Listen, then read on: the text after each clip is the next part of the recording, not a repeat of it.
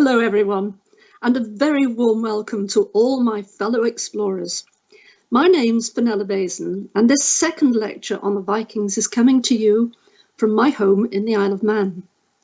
Now, I remember in the first lecture I did mention that the word Viking was really a verb, and anyone in the Viking age wouldn't have been able to understand the question if you said to them, "Are you a Viking?" They'd say, well, yes, we go travelling, we go a Viking. But how did it come to become a noun? So we refer to the people who lived in that period as Vikings. Well, a lot of it is down to the wars in the 19th century. In Europe, it was riven with wars. Armies were marching backwards and forwards. And the people who'd been on the grand tours had to find another place to go. And so they looked north and they became entranced with the Nordic legends and the Nordic countryside. And there was a great flowering, a blossoming of Viking groups who were studying Vikings, who were going, looking at the sites. And that's when the term the Vikings became to mean the people rather than the verb of going on a journey. So just a little note about that. Let's go on to the first slide anyway, because this ties up with the lecture I gave too. I mentioned in that lecture how wonderful the wood carving and the craftsmanship in metal was. And here we've got a very, very fine example. It's a piece of carving which was found in the Oseberg ship burial. Very, very rich burial with some wonderful work in it. Now, at first sight, it might look like the bow of a ship, but it isn't. In fact, no one really quite knows what it is. It's one of 5 things that were found very, very similar, possibly ceremonial staffs of some sort that were carried in procession. What it shows, and you'd really have to study this for quite some time, which we can't do today. If you study it very closely, you'll see that the bodies of 2 birds. The heads are just near the top of the animal's shoulder, its neck, and they're intertwined, and the carving is magnificent. No one knows the name of the person who did it, but because of the quality of it and the detail and the symmetry of it, he's known as the academician. So that's a little bit about that. Let's go on now and have a look at the next slide so we know now what we're going to be talking about. The Viking Age spanned this period between 793 roughly and 1066. Well, I talked a bit about Lindisfarne last week. I'll mention it again. First Icelandic settlers, of course, towards the end of the 9th century. And at the same time, we have this character called Rorik, the Rus. More about him in a few minutes. Vikings besieged Paris. That might come as a bit of surprise. I'll be talking more about that too. Then we've already met Harold Finehair, the first king of a united Norway. The Greenland settlers were making their way westwards. And then we have so much going on towards the end of the period.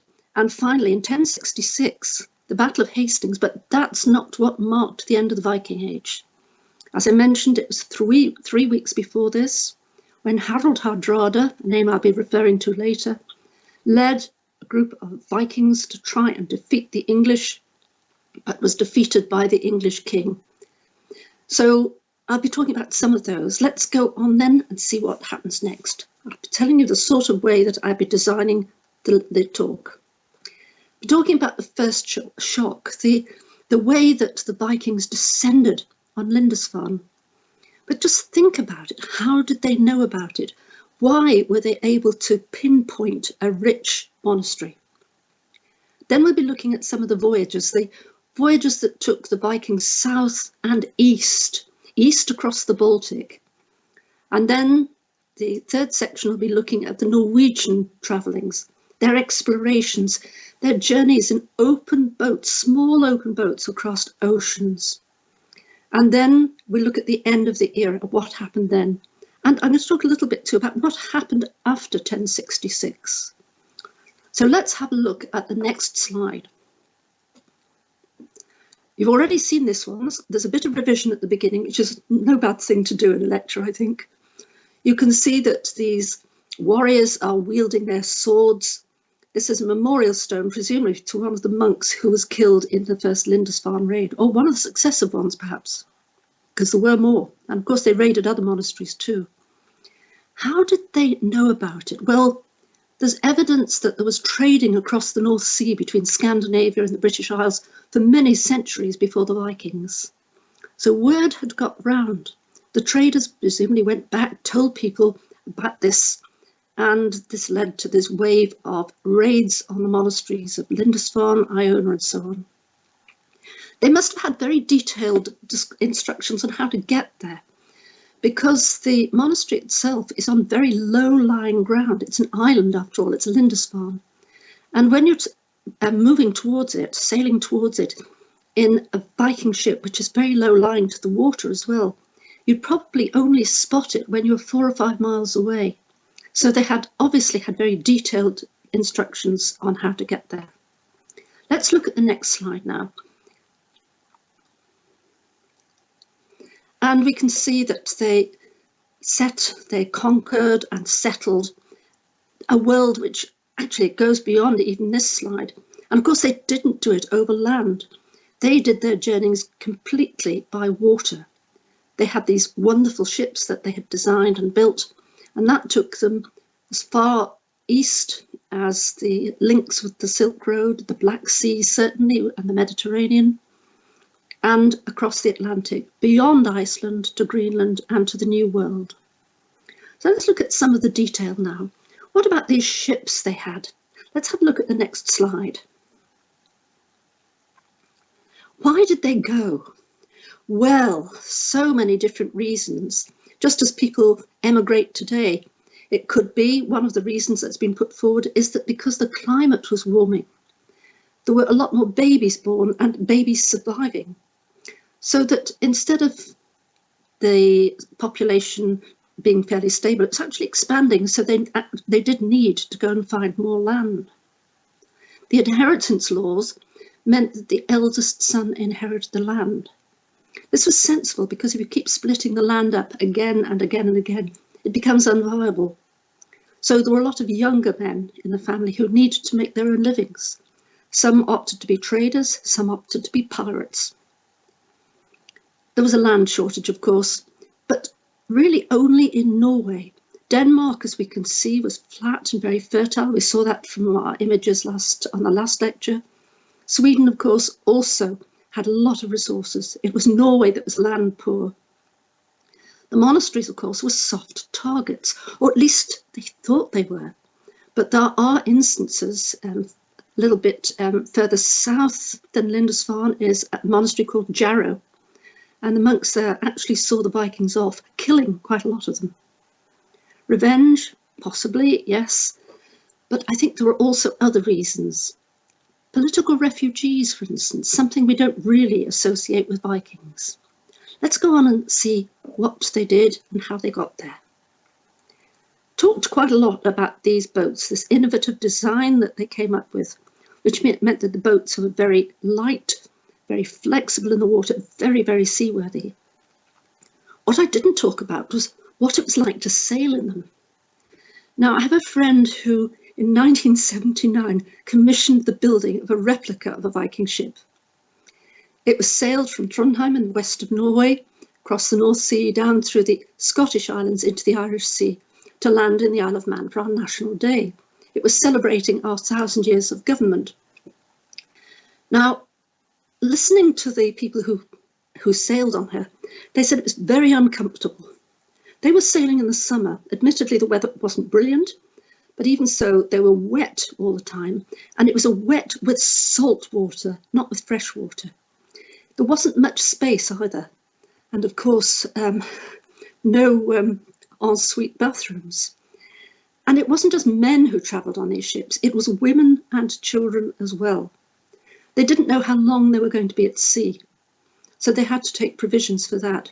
They couldn't cook on board, of course, so they would be eating cold food, probably dried fish a lot of the time. Fresh water had to be taken with them, and even if they had a wonderfully clear sea and a following wind, it could take them a day and a half to get to Shetland. From Iceland to Greenland could be anything from a fortnight, 2 weeks or longer. So they had to have stamina to be able to survive these journeys. A lot of the ships that set out, of course, never arrived. They were constantly bailing water out. Even on a calm day, there would be waves breaking over the side. And in rough weather, I can't imagine how awful it must have been. The other thing which I didn't mention is that the dragon heads, which are on the bow of these boats, if you were travelling in peace and friendship, you covered those up. But if you were travelling to attack someone, that dragon head was there as a warning to say, we have come to terrorise you effectively. So let's go on now, because that's quite a lot of revision. I think we should go on and see another slide that we saw on the previous lecture, which gives us an idea of how they spread. The dark brown section around the coasts of Scandinavia, the early settlers. Now, certainly in Denmark, they had taken up the space which had been left, or they were developed really from the people who had travelled to England and to the east coast of Scotland as well, the Anglo-Saxons. The north of Denmark is called Jutland, and the people from there are Jutes. They had travelled to Kent, the southeast of England. I'll refer to them a little bit later on as well. But further south in Denmark were the Angles, and then of course when you get on to the main part of Europe, past the Danish border, are the Saxons, hence the Anglo-Saxons. But the Vikings were taking from them, really, they were taking over from them. You can see as they travelled, the red areas are the next areas to be colonised, to be settled, to be attacked. And then we've got the orange ones, which you can see off the coast of Greenland and in the area in Russia as well. The green areas are the areas which they appeared in but didn't actually settle. But you can see, if you look very closely, that the area around St. Petersburg, for instance, was settled fairly early. St. Petersburg wasn't there then, of course, but Novgorod was. And if you travel a little bit further towards Sweden, on the south side of you is Estonia. And Tallinn was another Viking settlement. Very nice little museum there, by the way, if you ever get a chance to look at it. So that's just a resume, a summary of their chronology of the raidings. So let's see what happens next. We're going to be looking at the voyages that they took to the south and the east. Now, what's important about this is that we tend to think of Scandinavia as three nations, Norway, Sweden and Denmark. But as we've seen, they're very different, their topography, their climates. Denmark, in fact, has got a comparatively mild climate. The southernmost part of Denmark is roughly on a level with York in England, and the northernmost part is more or less opposite Aberdeen in Scotland, not even the very north of Scotland. Sweden, of course, has got a Baltic coast, and naturally enough, they were going to look east. The Danes, the nearest point, they could travel hugging the coast. They could travel right down towards the English Channel and further afield, which is what they did. So let's see exactly what they were going to do. Let's have a look at the next slide. The Danes then went south and west. You can see these marked in this rather nice sort of, I don't know what colour you call it, it's sort of pinky yellow, something like that. And you can see that they got as far as Lindisfarne, that's marked just on the east coast, the northeast coast of England. They also travelled to places like East Anglia, Kent, through the English Channel, and then they sailed up these great French rivers like the Seine, and they attacked a lot of towns as they went. They continued hugging the coast, the mainland European coast, right down along past Brittany, turning south then into the Bay of Biscay, and eventually finding their way into the Mediterranean. We have to remember too that later on, once the Normans were established in Normandy, that they took over parts of the Mediterranean. They actually conquered the south of Italy, south of the Papal States, and Sicily as well. And if you've been there, you'll see there's a very fine Norman castle there, What's less well known is that they actually made their way to the Canary Islands as well and conquered and settled there. Let's see then what happens next. We have this king, Canute, one of the kings that's probably familiar to us through our school history. He himself said that he was king of all England, in fact a little bit of Scotland as well if you look there, Denmark and the Norwegians, and a bit of the south of Sweden as well. He was the king who overcame the Anglo-Saxons. He ruled, as you can see, for almost 20 years. He was a strong king, and it's just such a pity that this story we were taught at school, that he sat by the side of the waves and told them to go back and was very humiliated when they didn't. It's just the opposite of what actually happened. He was fed up with people saying yes to him all the time, and you're so wise, your majesty, and he wanted to show them that he wasn't all powerful. So this is when he went down to the shore and sat there and proved that he wasn't all powerful. So it was just the opposite of the story that we were told at school. He was actually proving that he wasn't totally powerful, that he didn't have power over everything. Now, he conquered the Anglo-Saxons, but when he died, there was a sort of a gap. No one quite knew who was the next successor, and in fact, it was Edward the Confessor. And Edward, although he was of Anglo-Saxon heritage, had interest because the Anglo-Saxons and the Vikings were actually quite closely knit together. They intermarried a lot amongst the higher echelons of the families. So when he built Westminster Abbey, for instance, it was built in a Norman style rather than an Anglo-Saxon one. So let's move on a little bit more now, because time moves on. The Vikings then were raiding along these French rivers. They raided along the Seine, and you can see there on the right-hand side an engraving of the Viking siege of Paris.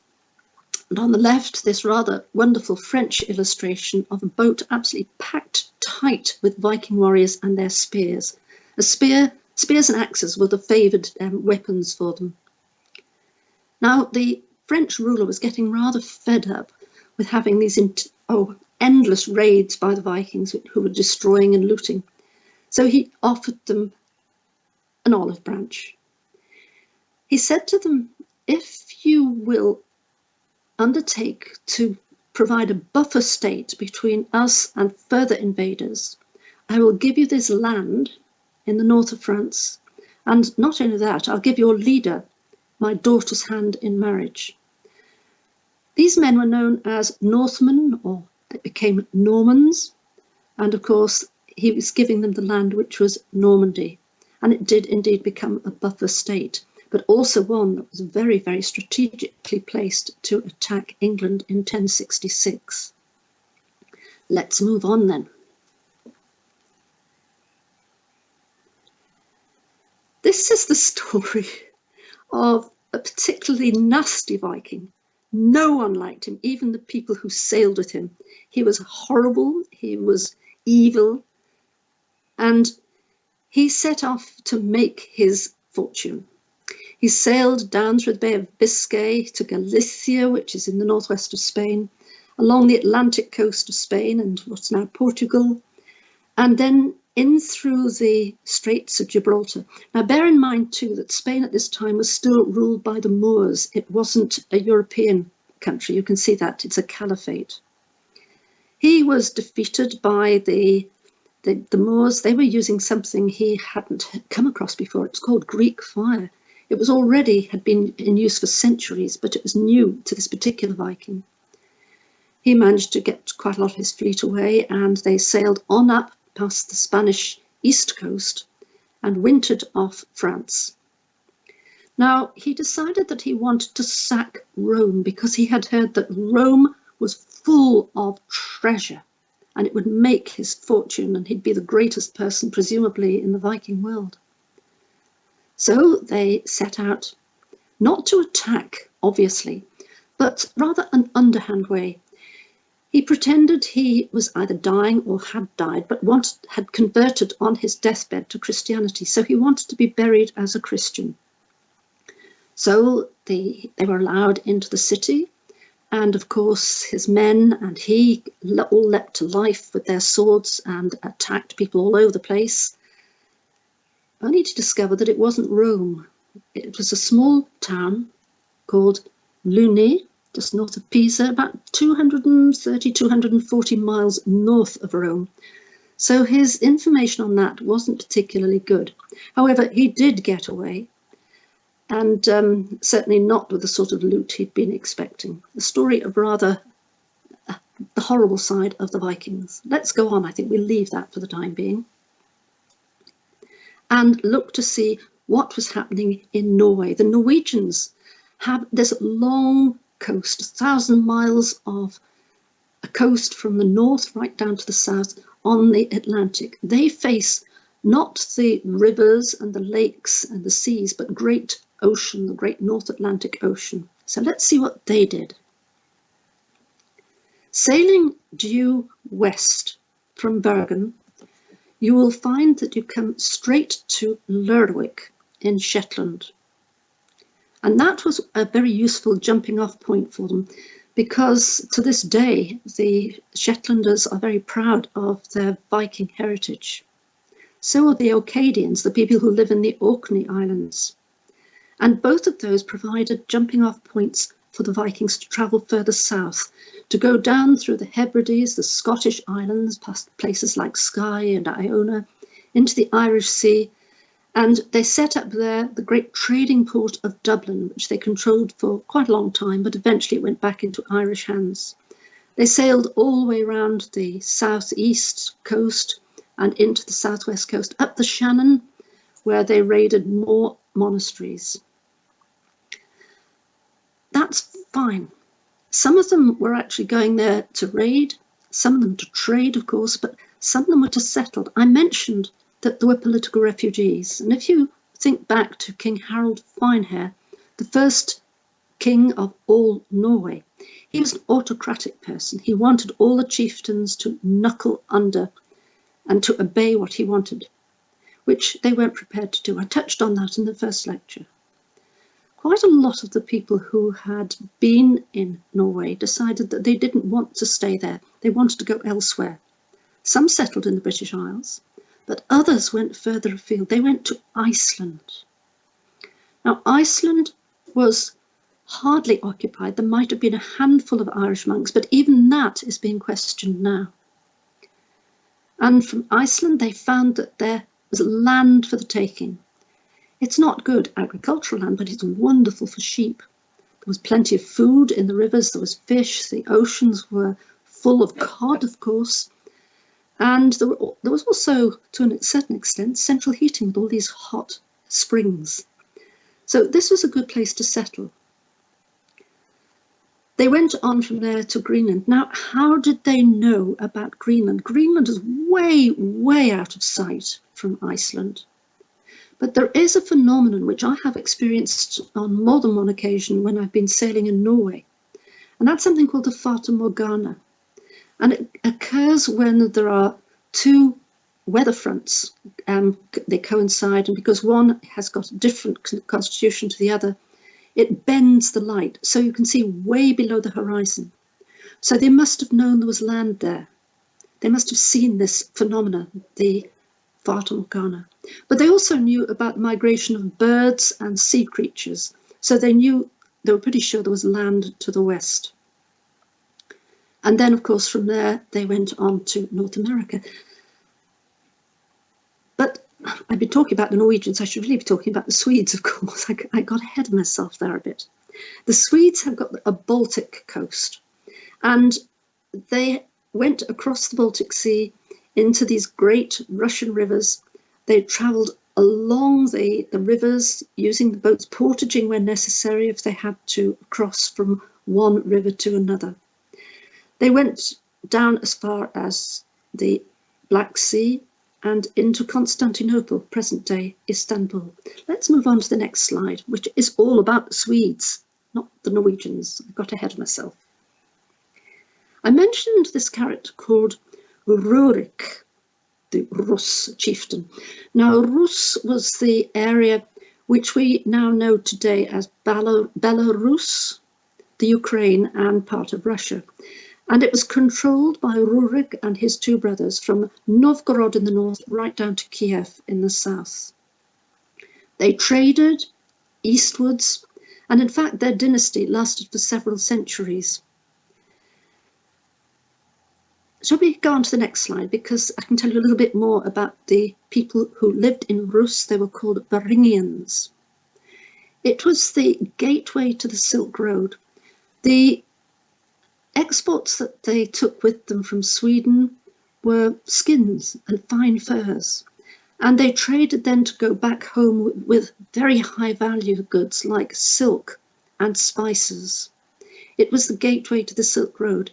They attacked the walls of Constantinople, but they were known as the Varangians. And it's good to remind ourselves that the Eastern Roman Empire continued centuries after the Western one had actually died away. The Varangians had no connections with the Eastern Empire, and so the emperor decided they would make ideal candidates to form his bodyguard, and they became known as the Varangian Guard. They were very special. It was an elite corps. And in fact, Harald Hardrada, whom I mentioned earlier and will be mentioning later on as well, is believed to have been part of the Varangian Guard at one point. Let's move on then to the next slide. And we'll see what it meant to the trading. They came across silver coins, something that the Vikings hadn't used. They were tending to use hack silver. If you saw the first lecture, I spoke about it then. So these ones in the photograph were actually found in a hoard that was found in York. So you can see how far the trading went. They wouldn't have been used as value coins, but actually the weight was the important thing, the weight of silver. Sometimes they were used as jewellery as well. But from the Middle East, from places like Persia, the Vikings learnt new technology. They learnt how to make steel. They learned how to make strengthened glass, and they took those techniques back with them to the West. Let's move on now and see what happens next. They were in Constantinople. They travelled the Mediterranean. And on the left-hand side here is this wonderful picture of a lion sitting guard outside the Arsenale in Venice. Now, if you had a good guide, or if you were eagle-eyed, you might have spotted that there were runes, the Viking form of writing, carved into this lion. And you can see just a little enlargement of it on the top right. But the runes appear elsewhere too. Constantinople has this wonderful building, the Hagia Sophia, and high on the balcony, on part of this amazing building, are some more runes.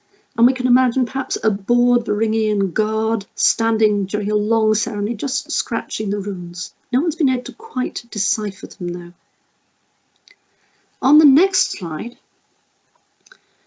it brings us now onto the bit that I started to talk about out of order. You can tell this is going out live, can't you? So we've looked at their invasions of the British Isles. We've looked at what they did when they went east and south. We've heard that they went as far, in fact, as the Canary Islands, and when they went east, as far as the Silk Road. But it's now the Norwegians I'm going to be talking about. And let's go on to the next slide and see what they were doing. As I said, they travelled to the British Isles, across to Faroes, Iceland, Greenland, and eventually to Vinland. Using these extraordinary boats that they had, and we learn such a lot about the stamina they had. They had a very sound knowledge of the North Atlantic. They measured distance not in miles, but in days of travel. But of course that could vary so much if you had winds that were, or currents that were against you. Let's go on and see what they did when they got there.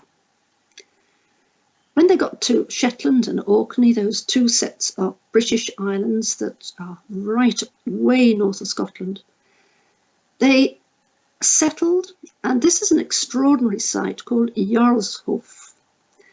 It's a multi-period site, right from early prehistory right through to comparatively modern times. And when I say modern times, sort of 15th and 16th century. But there's also a very considerable Viking settlement there. They went further afield, of course. They went to Iceland, and the next image shows us what they found when they got there. Quite a lot of these people who set off, in fact, the Iceland and Greenland were both first settled by people who were fleeing the law. Ingolfur Arnason, for instance, was the first settler in Iceland. He had some murders committed and was outlawed, so he found himself in Iceland. Now, Iceland, as I've said, was not inhabited except possibly by a few Irish monks in the southeast. Arnason was able to claim quite a chunk of land for himself.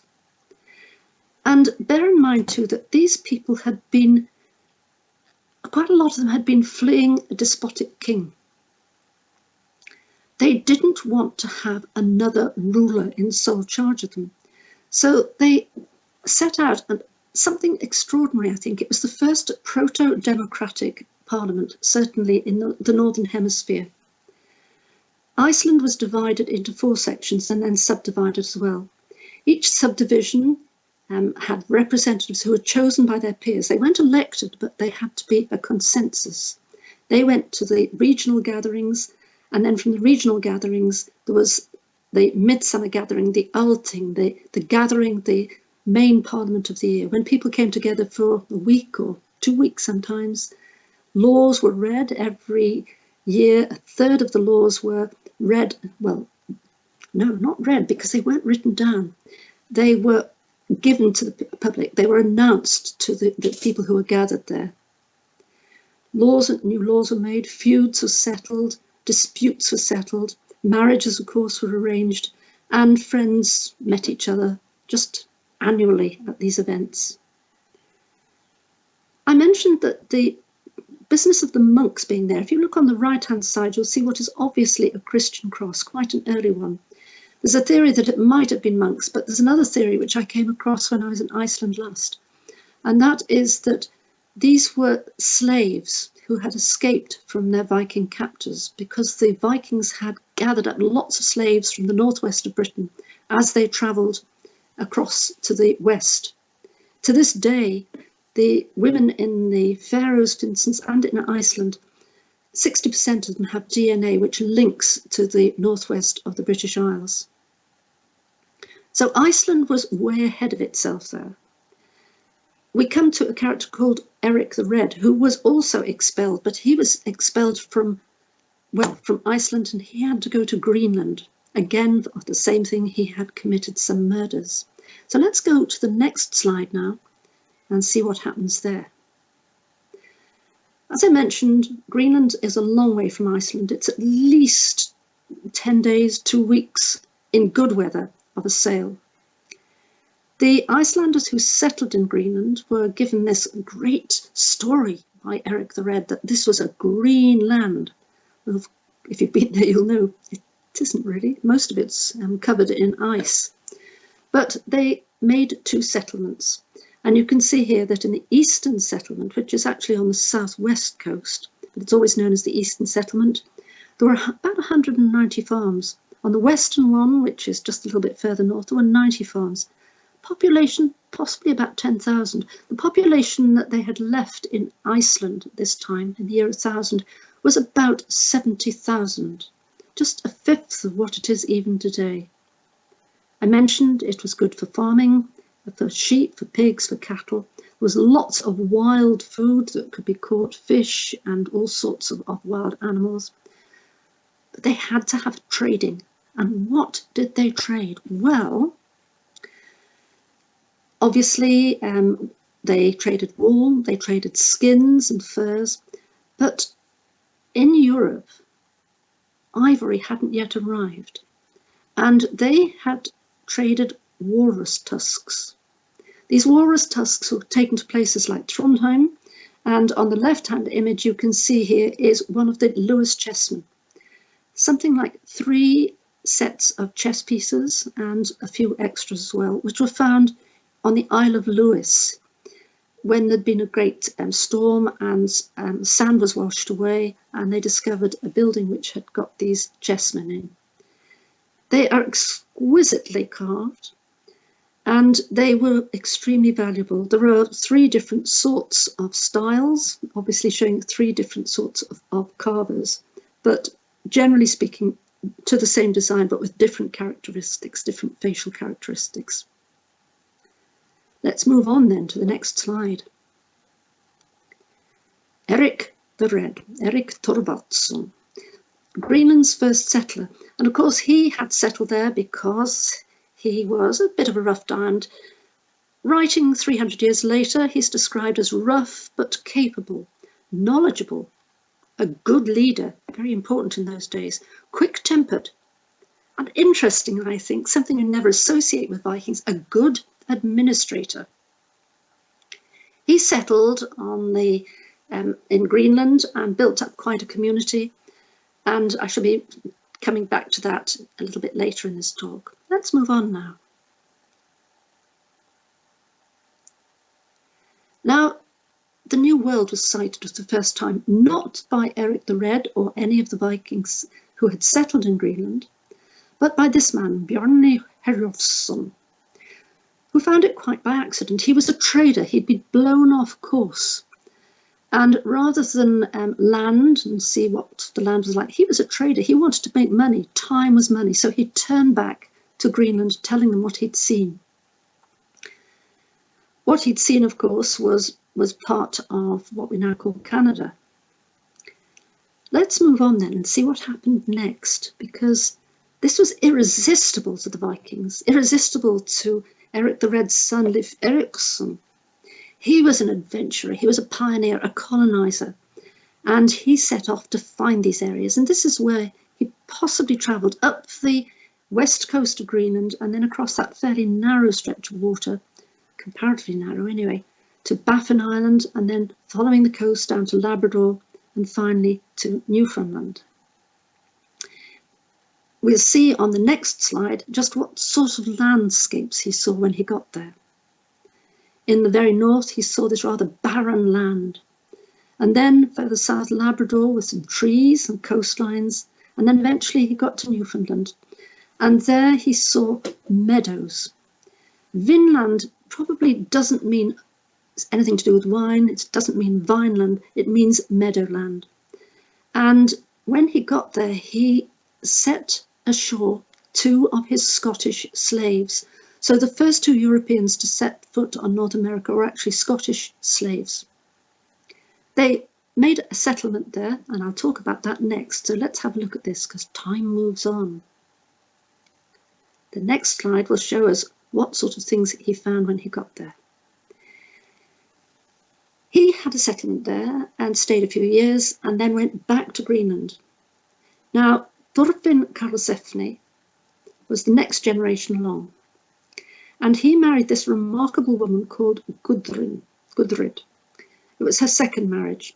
And together with a group of quite a lot of would-be settlers, possibly anything between sort of 80 or 90, maybe even 140, 150 people, travelled and built this and took over the settlement at Lancer Meadows. Lancer Meadows, by the way, again, is another name.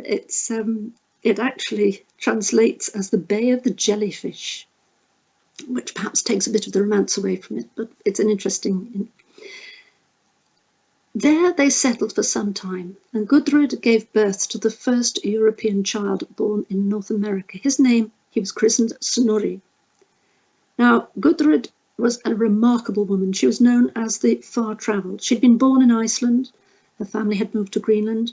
She lived in Newfoundland for some time, just a few years, went back to Greenland, and then having converted to Christianity, made the long journey to Rome, where it's said that she might have met the Pope, and then back to Greenland. Now, it's extraordinary that she survived all these journeys. She then became a nun, and a little chapel was built for her by her son, and there she lived the life of virtually a hermit. Let's move on. We'll see what the settlement looked like. This, of course, is a reconstruction of what it might have looked like. It's very close to the original site, which used to be known as the Indian village, because the people who lived there thought they knew it was old and they thought it must be Indian. But this man, Helge Ingstad, and his wife, Anna Stina, started excavating there. He had been the governor of Greenland and was convinced that the Vikings had got further west. And he found this site, and when they looked at it, they realised that the remains of the buildings were typically Viking. They were slightly bowed walls. And once they started digging, they found lots of Viking artefacts as well. That in itself is interesting, but one of the things that intrigued me greatly when I went there, there's lots of articles about this that you can read up about it, but the thing that really intrigued me was that thinking back to the great global migrations, which had dated back tens of thousands of years when people left South Africa and gradually moved into the rest of the world. Some people had moved east and they gradually made their way through Asia and then right up to the top of Russia, across to Alaska and into North America. Others had come out of Africa and travelled west. And it was at this point, at Meadows, that the global migration met. It was complete. The circumnavigation of the globe was complete. I found that very moving and very interesting. So if you ever have a chance to get there, do take the opportunity. It's a wonderful site to visit. We have the next slide, please. We then are coming to the end of an era. We've seen the beginnings of it with those great raids on the monasteries, the voyages that were taken to the east, to the Silk Road, down to the south into the Mediterranean and out into the Atlantic indeed. We've seen how the Norwegians took the northern routes and landed up in North America. Unfortunately, they weren't able to stay there long. There were not enough people in Greenland to be able to support an extra colony as well, so they moved back to Greenland. Let's see why this period came to an end. Unlike the Romans who conquered, they did intermarry, but the Vikings didn't conquer as such. They tended to assimilate into local societies. They intermarried. They had children who were perhaps had the names of the areas that they moved into. In Celtic world, you would find a Viking father with a son or a daughter with a Celtic name.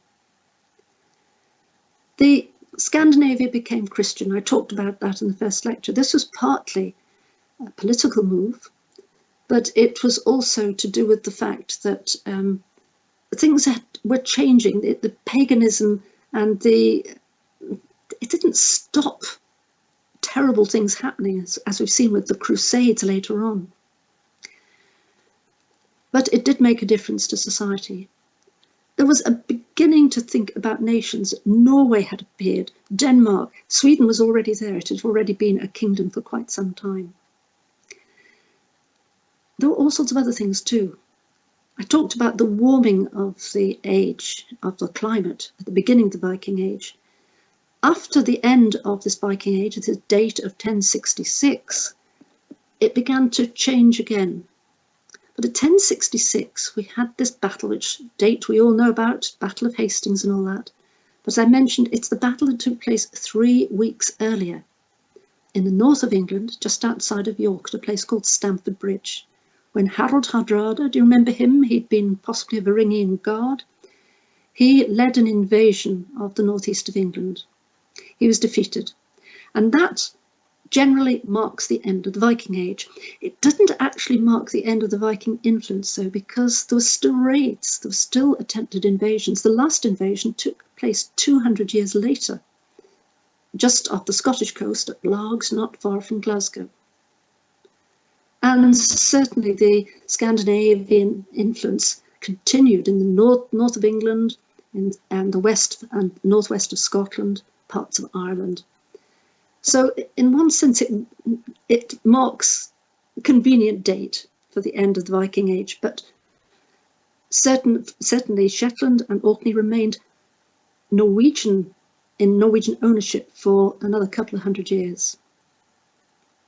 So I'm just going to wind up now and let's see what the next slide holds for us. Well, here's Harold Hardrada being killed at Stamford Bridge.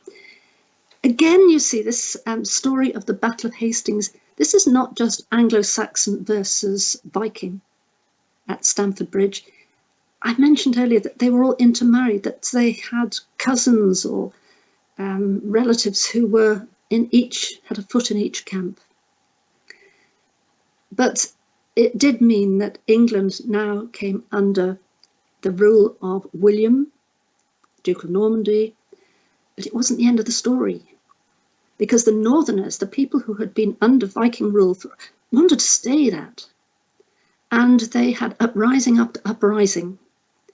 And in the end, William sent an army with the instructions north that they were to burn every house and destroy every animal. And it was known as the harrying of the North. And I don't think the Northerners have ever quite forgotten or forgiven. So it still marks a big difference between the north of England and the south. Now, coming to the end, I'm going to wind up. I've been seeing some questions coming in, which is great, so I shall deal with those in a few minutes. Let's move on to the last slide but one. This is the end of the era. Harold Godwinson is then killed at Hastings. He was the English king, and he is succeeded by William, who is of Northman. He's of Viking ancestry, but with French influence, which makes such a difference. It changed the whole history of England, and in many ways the history of the northern Europe and the Western world. Things like the Domesday Book, for instance, and taxing, and the whole image of England changed at this time. So to summarise at the end of this lecture, which I hope you've enjoyed, it's such a big subject, it's very difficult to get so much into a very short time. It was an extraordinary era, a time when people were travelling, bringing back new ideas all the time. These were not just sophisticated mariners, but my goodness, weren't they courageous to set out in those small open boats across raging seas. They were pioneers, they were explorers, they wanted to see what was over the next horizon. They covered this huge geographic reach. If you look at it, it is from the east coast of North America right over to the Silk Road. It's roughly a quarter of the globe north of the Mediterranean that they had huge influence over and still do today. Their legacy lives on in the parliaments of the various Scandinavian countries, in our language, in some of our traditions, and in our interest as well. Just think about some of the Viking stories.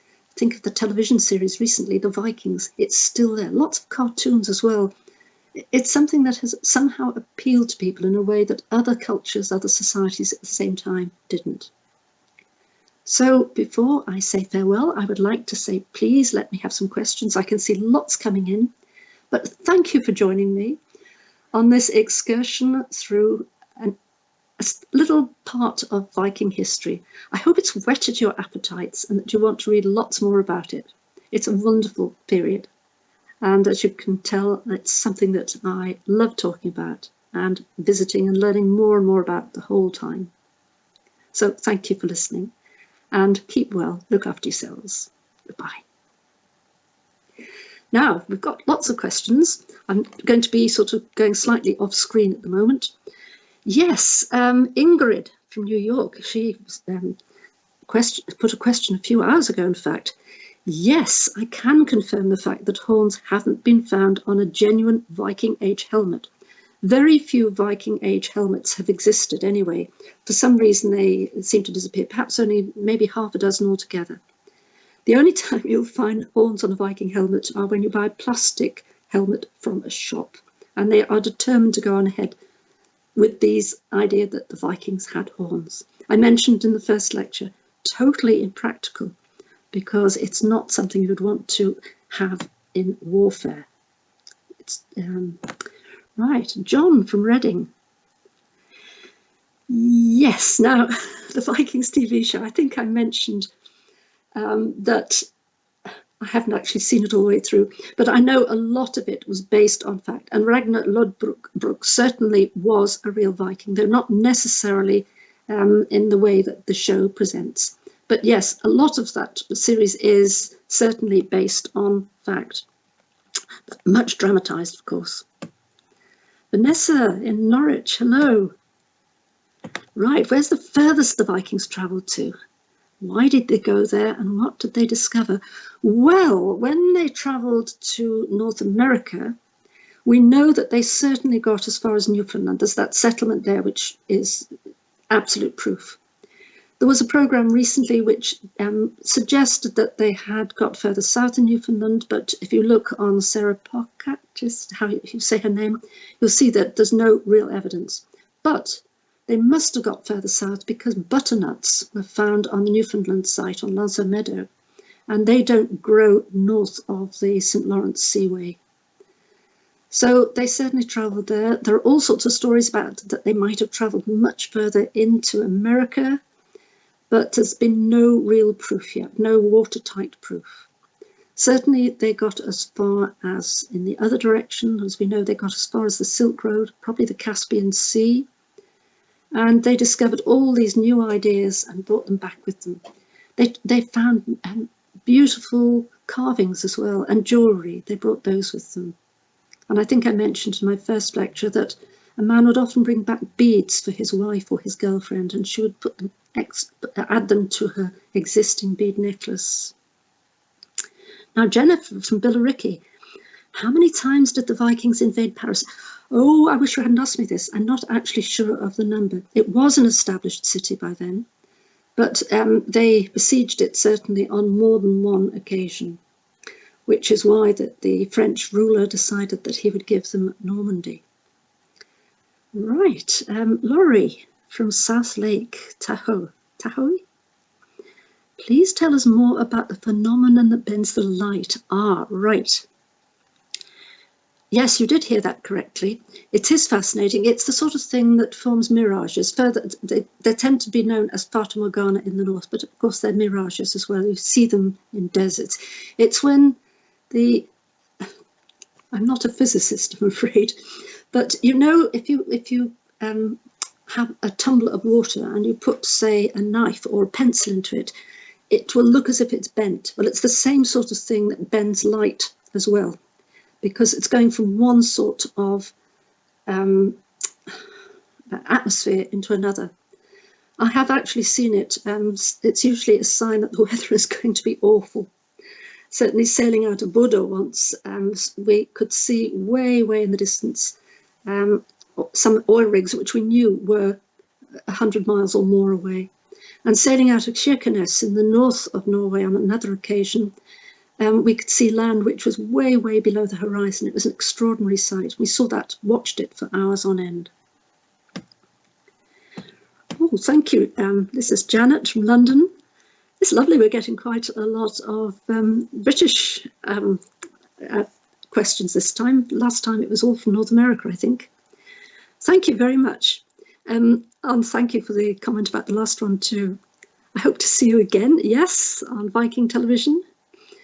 Now, the question is, who would you say is the most famous or well-known Viking in history? Difficult to say. That's a question I've not had before. I shall have to think about that for a moment. And yes, I do lecture on board Viking ships. I've been lecturing with them since the very early days, almost the first few weeks when the company started. And I've had the joy in the last 3 years, I think, of spending about a third of the year on board, which is very exciting. Best known Viking in modern times is probably Thor Heyerdahl, who sailed the Pacific. But I'm trying to think who's the most famous or well-known Viking. I'd have to give that a little bit more thought. Ah, yes. What language? This is Jonathan from Horsham. What language did the Vikings speak, and does anyone still speak it? Yes. Well, the language they spoke we now call Old Norse. And the languages that are now spoken in Scandinavia have derived from Old Norse. But the people who still speak it are the Icelanders. And it's quite extraordinary that they can read and understand their sagas that were written in the 13th century. In fact, I don't know if it still happens, but certainly a few years ago, every evening on Icelandic radio, there would be a reading from one of the sagas. So yes, it was Old Norse. Let's scroll down. Oh, it's lovely to have so many questions. Thank you all. Laurie again. Hello, Laurie. Please recommend where to read about Gudrid and her life. Right, I can give you exactly that. There is a very good novel which was written by Margaret Elphinstone called The Sea Road, which tells you a lot about Gudrid. It's very, very well researched and well written. I meant to have it on the table with me now, but it's in another room at the moment. But I'll add that one to the book list, and it's certainly well worth a read.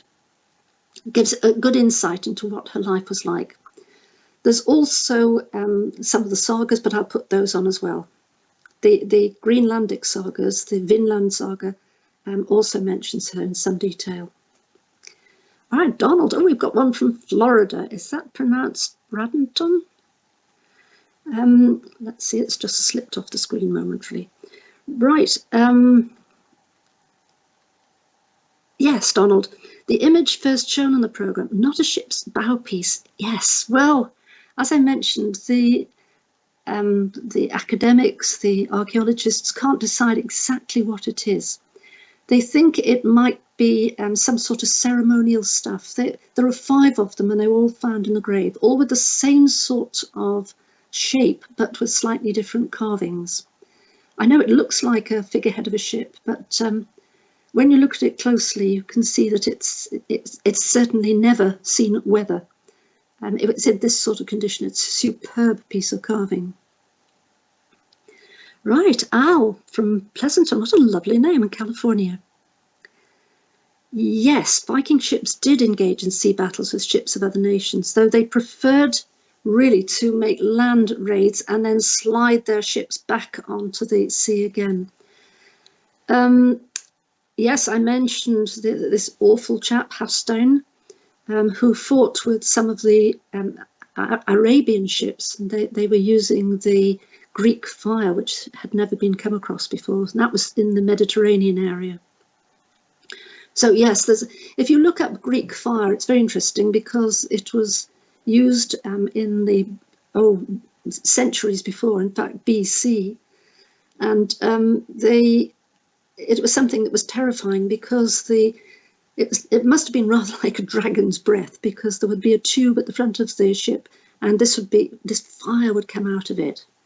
It wasn't like firing a gun, but it was just rather like a blow lamp of some sort, a very large blow lamp. So terrifying, especially if you're sailing in a wooden ship, or if they get hooked, if they manage to get to your sail, because then you're completely dependent on rowing.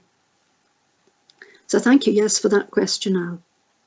Susan from Austin. Aha, hello. Yes, I showed maps of the Norse, Swedes and Danes' travels, yes, and the rivers of Europe. Yes, these people were considered Vikings. Right, this is a good question. The Swedes, the Danes and the Norwegians were all Vikings. Well, they all went Viking in the Viking Age. We all call them Vikings now.